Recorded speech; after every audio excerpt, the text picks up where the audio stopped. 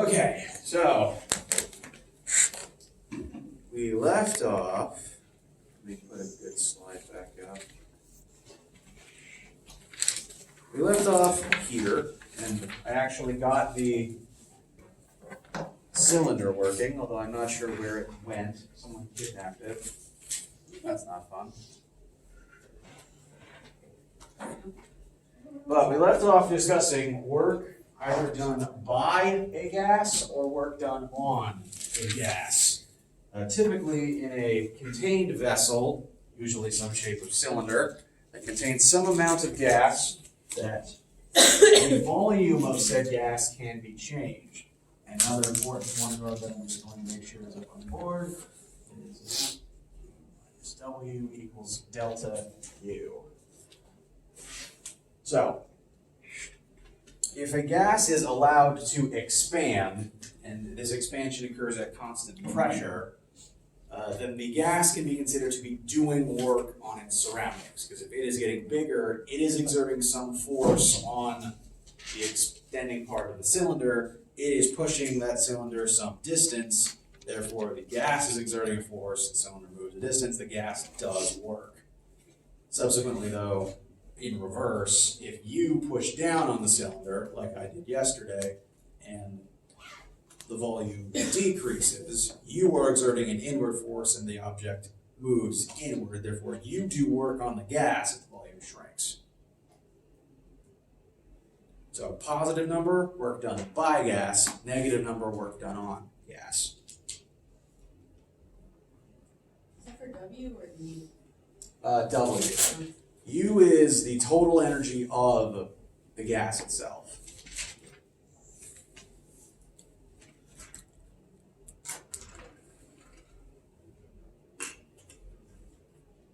Now, there are times where the pressure is not being held constant, in which case it's you can't really calculate work done if the pressure changes and the volume changes at the same time. That just makes it a little fuzzy, so I will try to distinguish in questions. There's only one thing happening at a time. Now, as a quick example, say we have this pneumatic cylinder here.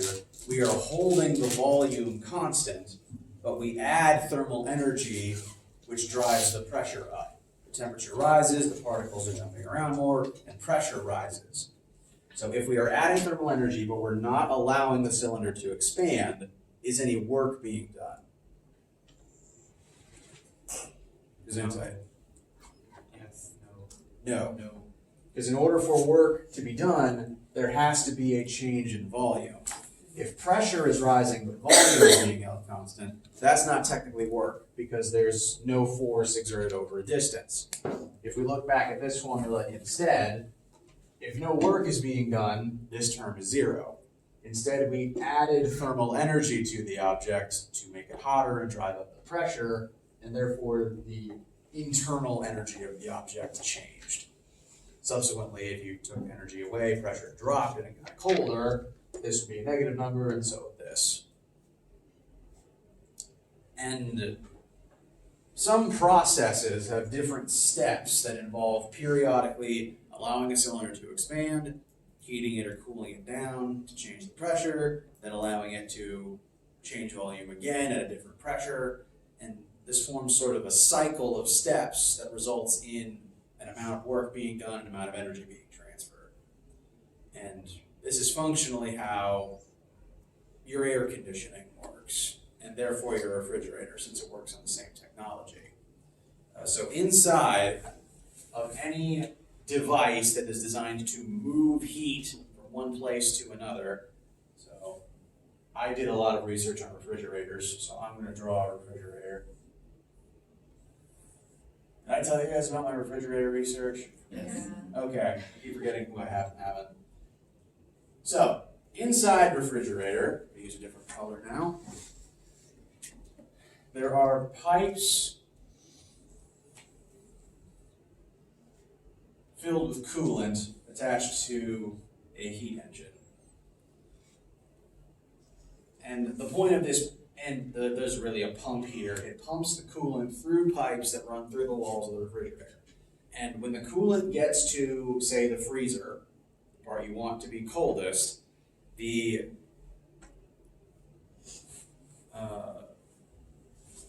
coolant is allowed to expand while changing the pressure, and that causes it's actually forced to expand. In order to do that, it needs to absorb thermal energy, and so it sucks thermal energy out of the freezer. Then that hot coolant is pumped down back to the engine, and you know the metal things on the back of your fridge that get hot? That's where the thermal energy gets dumped. So there, it's forced to contract, or it is forced to release all of the thermal energy. So you have different steps where you are doing work on the coolant to make it absorb thermal energy. It is pumped somewhere else, and then you do work to force it to release the thermal energy. And each of those steps forms a heat engine. Does the heat just go into the air? Yes, which is why you never want your refrigerator completely backed up to the wall, because those metal pipes on the back that get hot, the coolant is running through those and the heat is being released through them. So if you back it up to the wall, it's just dumping heat into your wall. You want some air between the wall and that grate on the back. Although some modern refrigerators have a different method of expulsion. It's mostly the older fridges with that grate. That's it, don't touch the grate.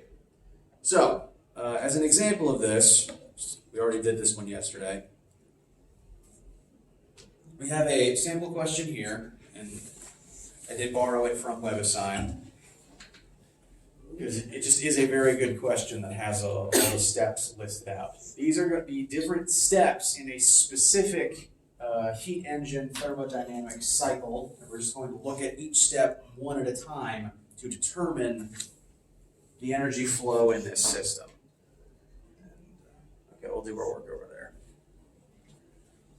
So this particular cycle has 4 steps. There are 4 steps where something is happening to an amount of gas contained within the vessel. And at any given point, either the gas is doing work or being worked on, or thermal energy is flowing into or out of the system.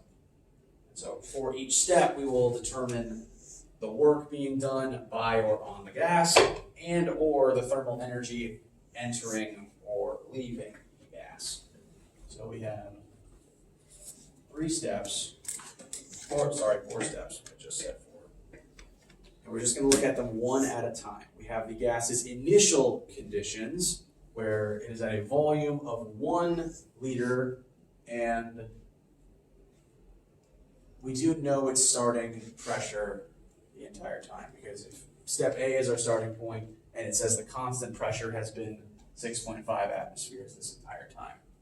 So, if the step 1, gas expands from a volume of 1 liter to 3.5 liters at a constant pressure of 6.5 atmospheres.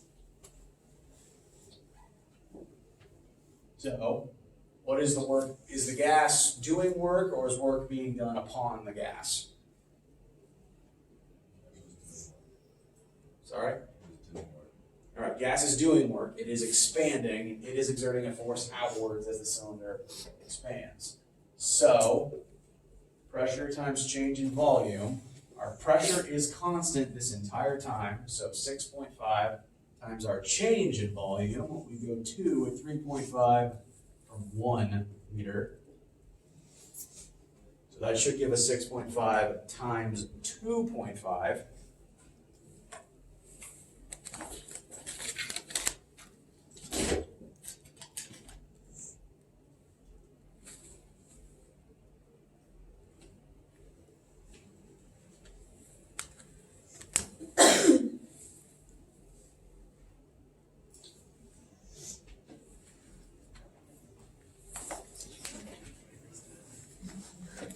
Someone mutter it.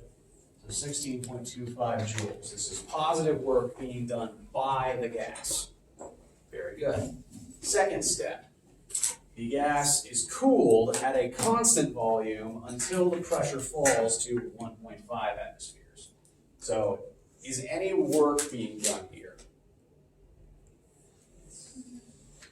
No. No.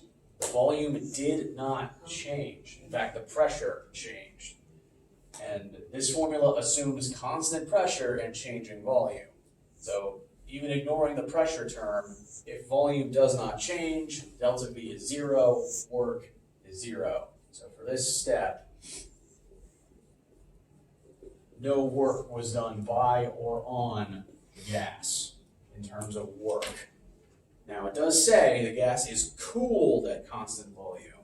That means in order to do this, we had to remove thermal energy from the gas. We held volume constant, we cooled it down, and by losing thermal energy, the internal pressure dropped.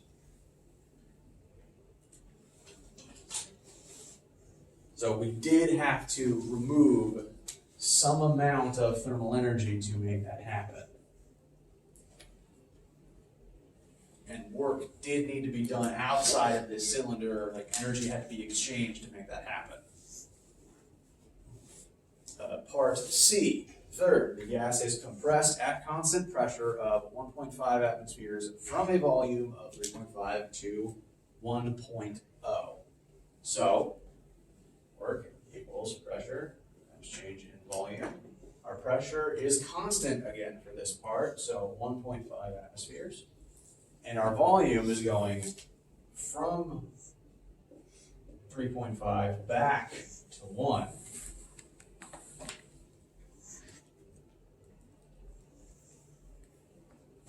So how much work was done this time, and was it done on the gas or by the gas?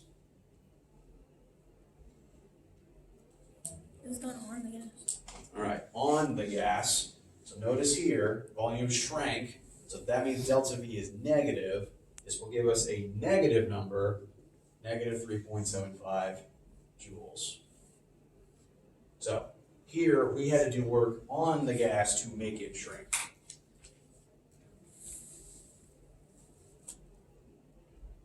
And then lastly, the gas is heated until its pressure increases back to its starting volume. Okay, volume stays constant, pressure is increasing. So again, volume doesn't change, therefore no work is done on or by the gas. But again, we do see some amount of thermal energy needed to be exchanged.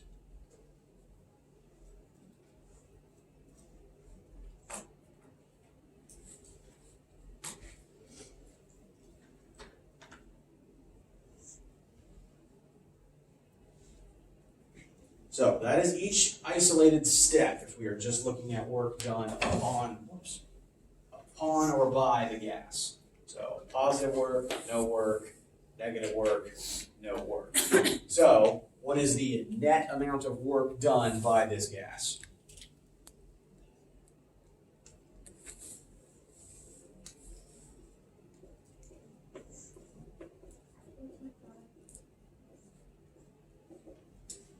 Yes. So, the amount of work that we got out of this system, so if this was your pneumatic cylinder in your laboratory or workshop or whatever, what have you, and you were using this cylinder to accomplish some task, you got 12.5 joules of work out of it.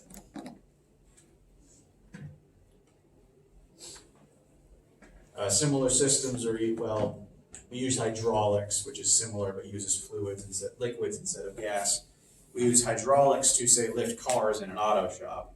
So that's one application of similar technology, at least. So this was the work done by the gas.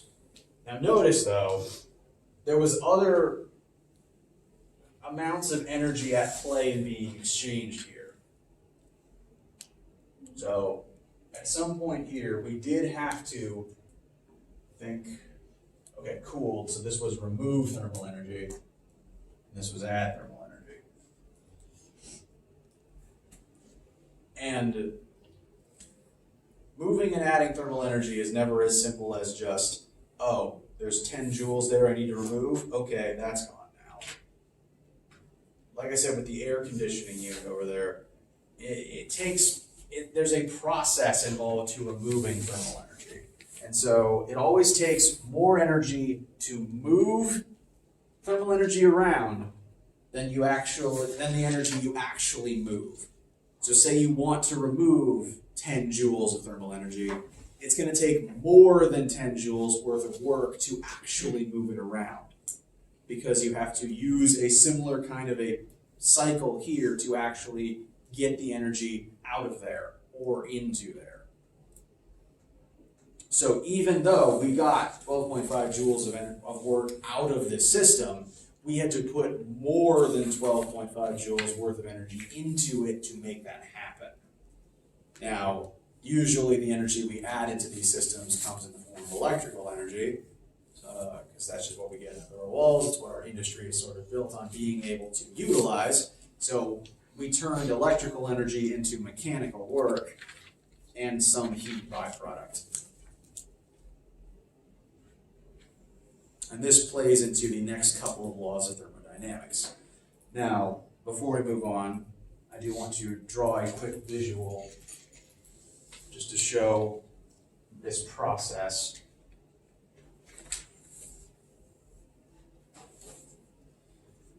This process can be described as a heat engine, because it is a cylinder doing work as heat enters and exits it. And heat engines can be represented on a pressure versus volume graph. So for step 1, pressure is held constant at 6.5 as the volume drops.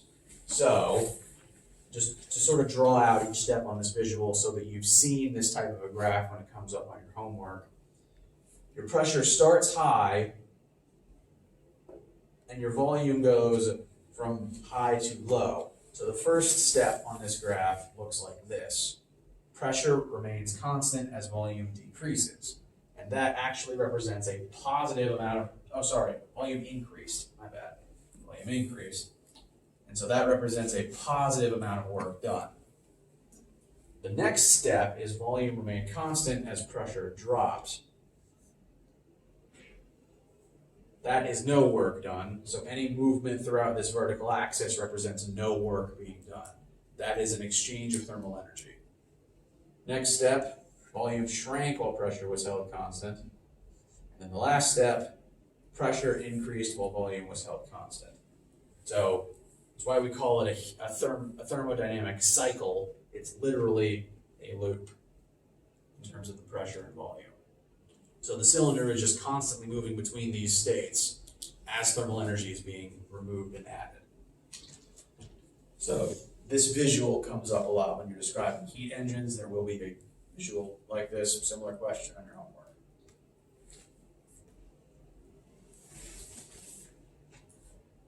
And again, work is done when the volume changes. So these two lines represent work done by on cylinder.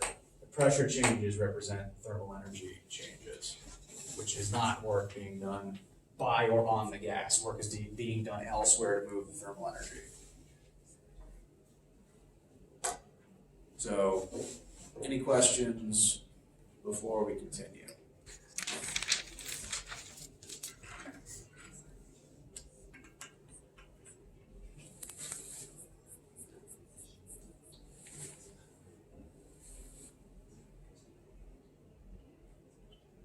Okay. We're going to switch gears in a second, and we're over halfway done with the official time. So, anyone need water? A little break here. You're the only professor that's concerned for hydration. Well, at least when I'm talking, my throat dries out frequently. And when I was a student here, one of my professors, I had a 2-hour lecture with him in the afternoon. It only met like a few times a week, but still, it was 2 hours in these desks. And halfway through that, he always gave us the chance to, in his own words, water and de-water if you needed to get water or go to the bathroom. That's so cool.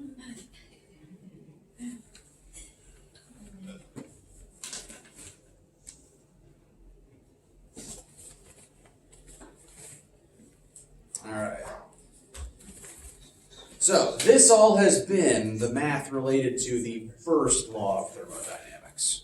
So energy cannot be created or destroyed. There's a certain fixed amount of energy within a system. We've just been examining the energy within the system as it moves throughout different phases and different parts of the system. And the total amount of energy in the system has to remain constant. The second law of thermodynamics has some math related to it. I'm not going to bog you down too much with the math and numerics of entropy. What you need to know here is that S is the variable for entropy. So anytime you see an S in these formulas, it represents entropy. I'm only putting these formulas on screen to represent the math behind the concept. So, as we've discussed before, the second law of thermodynamics states the entropy of the universe does not change. Well, okay, backtrack. The way I said it in the past, the total entropy of a system cannot decrease. It only ever remains the same or rises. What that means when it's applied to, say, this heat engine is if you get 12.5 joules of work out of this system, you had to put at least 12.5 joules worth of energy into the system to make that happen. So you didn't get this work for free. You had to put that energy into it to make it happen. So if the system you're running runs on electricity, you have to put at least 12.5 joules of electrical energy into the system to get 12.5 joules of mechanical work out of it. And if, hypothetically, you had a perfectly efficient process, if you were able to use this engine, if you were able to make this engine run like this, only putting in 12.5 joules worth of energy, then that is an ideal reversible process. And in that case, since no extra energy had to get used up and turned into thermal energy, if you're assuming complete reversible efficiency, that means that the entropy of the system didn't change. It can never go down, but it didn't get bigger if the process is perfectly efficient and it can be reversed. So an example of a reversible process, if I just do some mechanical work here, all I did was lower my water bottle. This is a reversible process because I can literally just put it back. Now, that's not 100% efficient because my arm is not 100% efficient, but this process itself alone is considered reversible. An example of an irreversible process is spontaneous reactions like combustion. You can't unburn gasoline. So that energy has been released mostly as thermal energy. Because there is now more thermal energy present than there used to be, entropy went up. The universe as a whole is slightly more disorganized because now there is more thermal energy, more entropy in the system. So the change in the entropy of the universe, this is delta entropy universe, is a number bigger than 0. If the process is completely efficient, ideal, and reversible, total entropy remains constant. But if it's spontaneous and irreversible, it goes up. And again, this is for things like chemical reactions, burning gasoline. And technically speaking, what's going on in your body to move is a irreversible reaction because you're burning chemical energy to do mechanical work, and therefore there's some energy given off as heat. So technically nothing you do as humans can ever really be a reversible process.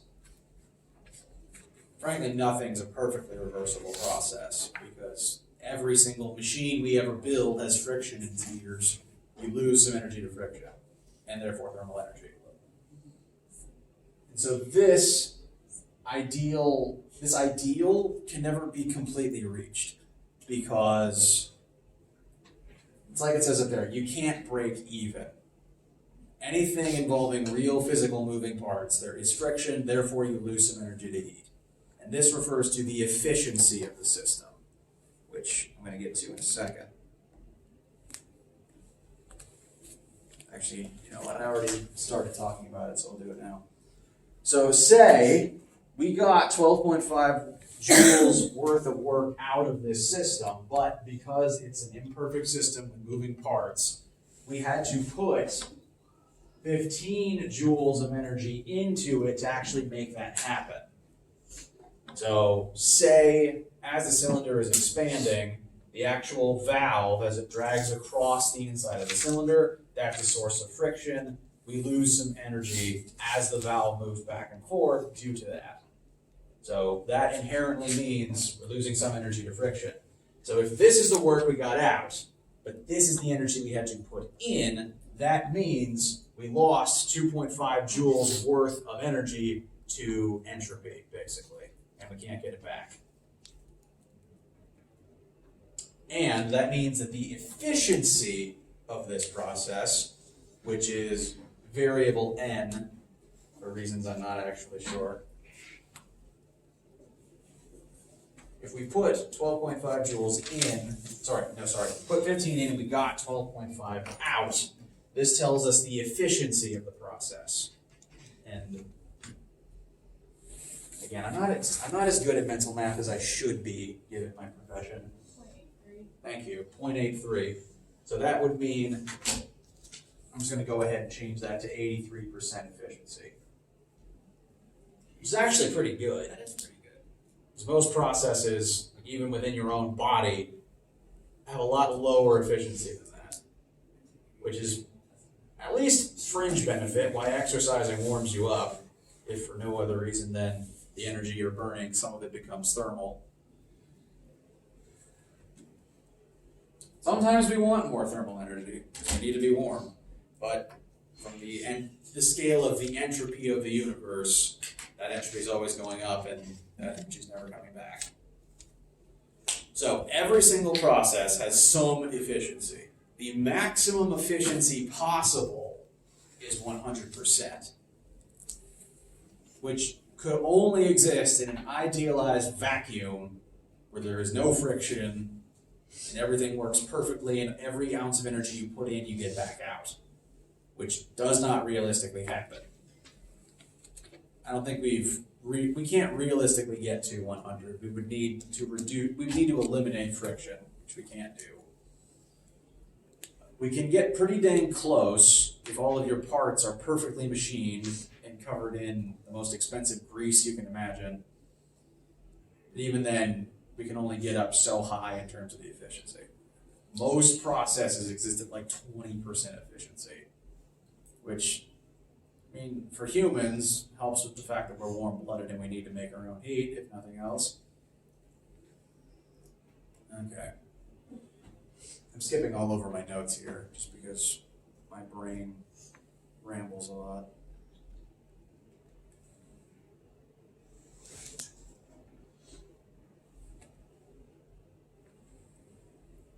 Okay. Yeah, I kept reading ahead in my own notes, basically. This just summarizes everything I just said for the most part. Every process, unless it is somehow 100% efficient, which it cannot be, some energy will become thermal due to friction. Entropy will continue to slowly rise. Things tend to become more chaotic, both in terms of math, but also colloquially as well. And then we have this nice way of putting it. Everything tends to become more disorganized as time goes on.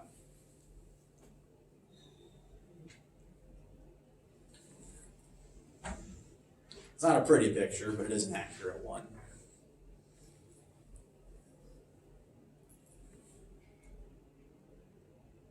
Okay.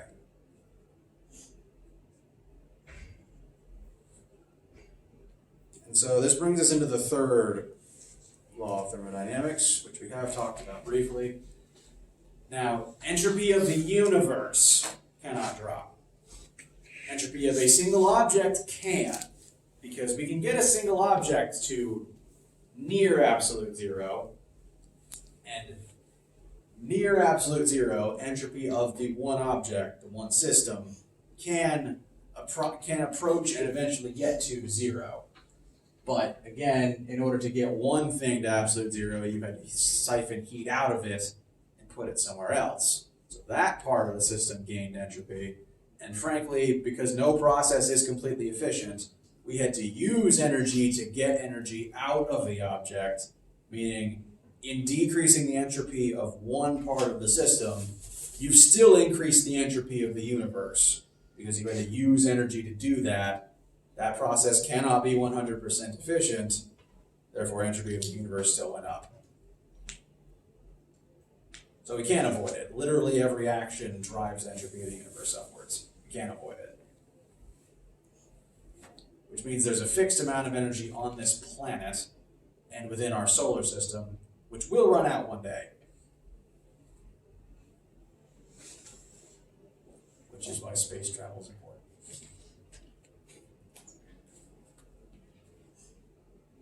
Okay, and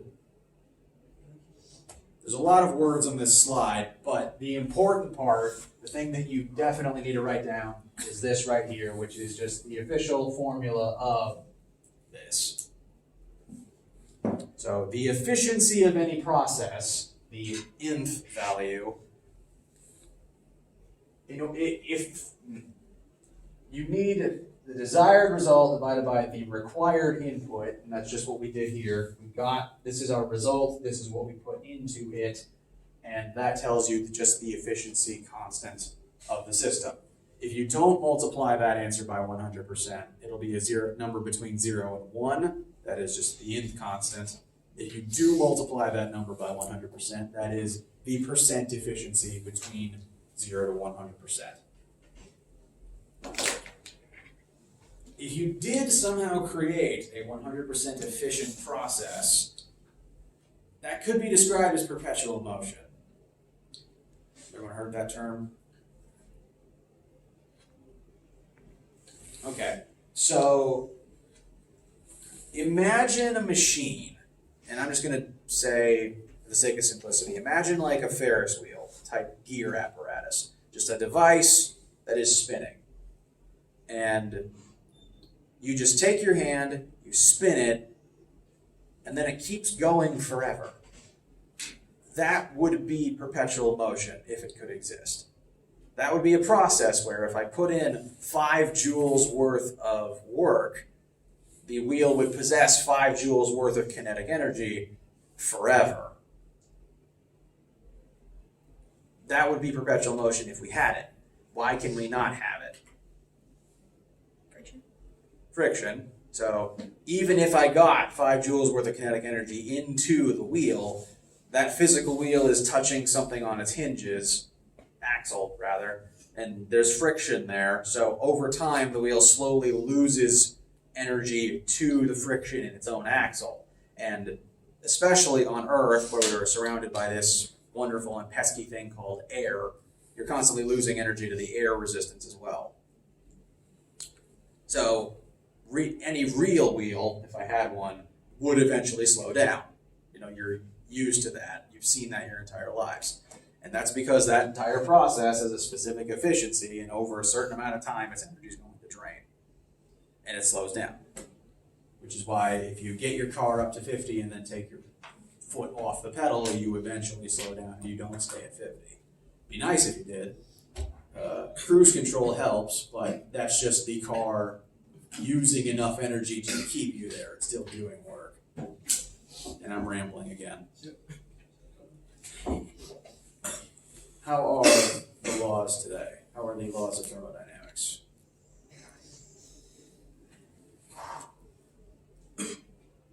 Poisonous. What's poisonous? Whatever we're talking about. I don't think information is toxic. I don't think hearing a piece of information ever caused someone to suddenly be less healthy. I think it's depressing, and therefore it makes you less healthy because you're more depressed. Well, this is more in the realm of theology, what I'm about to say. So this is not physics that would be on your test. but I just think that this world was never meant to be permanent. It's not perfect. You know, we aren't meant to be permanent. And I think it makes sense for it to have a logical end so that one day we can proceed to the world, the version that is perfect.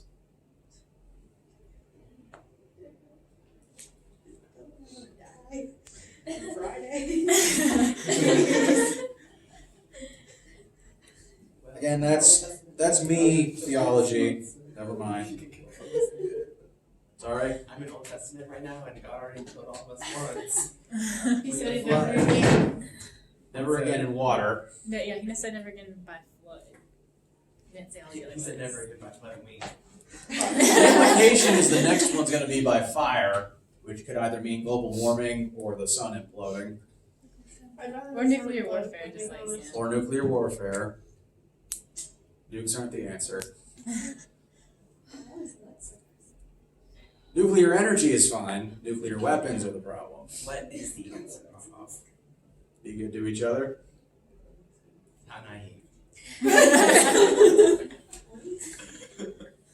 Yeah, well, complicated solutions sometimes require complicated problems sometimes require simple solutions. When 5-year-olds can get along better than our elected officials and leaders from around the world, you know you have a problem. That's true until they have to share a toy.